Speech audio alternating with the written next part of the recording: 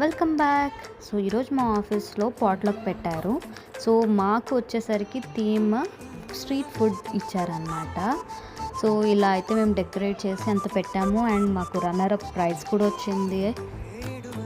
So నేను చేసిన item వచ్చేసరికి ఫ్రూట్ కస్టర్డ్ అండ్ వాఫిల్ అనమాట. సో ఒక బౌల్లో కొంచెం మిల్క్ తీసుకొని దాంట్లో మన ఫ్రూట్ కస్టర్డ్ పౌడర్ అయితే యాడ్ చేశాను, వెనిలా ఫ్లేవర్. దెన్ ఇంకొక గ్యాస్ మీద మిల్క్ తీసుకొని దాంట్లో షుగర్, యాలకుల పొడి కూడా వేసేసాను అనమాట. అది కొంచెం బాగా బాయిల్ అయ్యాక మన ఈ ఫ్రూట్ కస్టర్డ్ మిక్స్చర్ అయితే వేసేసి కలిపేసాను. అది కూల్ అయ్యే లోపల నేను ఒక బౌల్ ఆఫ్ మైదా పిండి తీసుకున్నాను. దెన్ దాంట్లో కొంచెం కార్న్ఫ్లవర్ వేసుకున్నాను. Then baking soda, baking powder add చేసేసుకున్నాను. ఇదంతా మిక్స్ చేసేసుకొని మన కోకో పౌడర్ అయితే మొత్తం యాడ్ చేసేసుకున్నాను అనమాట. యాడ్ చేసుకున్న తర్వాత కొంచెం సరిపోదు అనిపించి ఇంకొంచెం మైదా, ఇంకా కొంచెం బేకింగ్ సోడా అండ్ పౌడర్ అయితే యాడ్ చేసేసుకున్నాను. దెన్ దీంట్లో షుగర్ వేసుకోవాలి, బట్ షుగర్ కరెక్ట్ టైం ఇంట్లో అయిపోయిందనమాట. సో నెక్స్ట్ డే మార్నింగ్కి జస్ట్ నేను ఈ మిక్స్ని అయితే రెడీ చేసి పెట్టుకుంటున్నాను.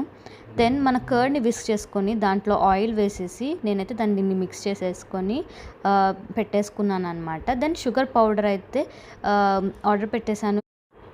సో ఇది బాగా స్మూత్ పేస్ట్ అయ్యాక దీన్ని వాఫిల్ మేకర్లో అయితే యాడ్ చేసేసుకున్నాను.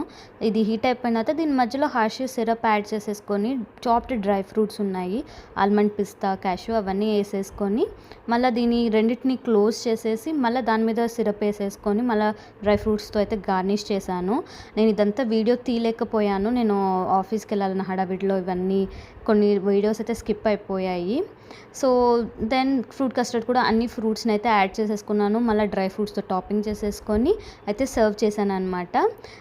సో మీకు ఈ రెసిపీ నచ్చినట్టయితే ట్రై చేసి మీకు కావాలంటే మళ్ళీ మీకు చేసి పెడతాను. Thanks for watching.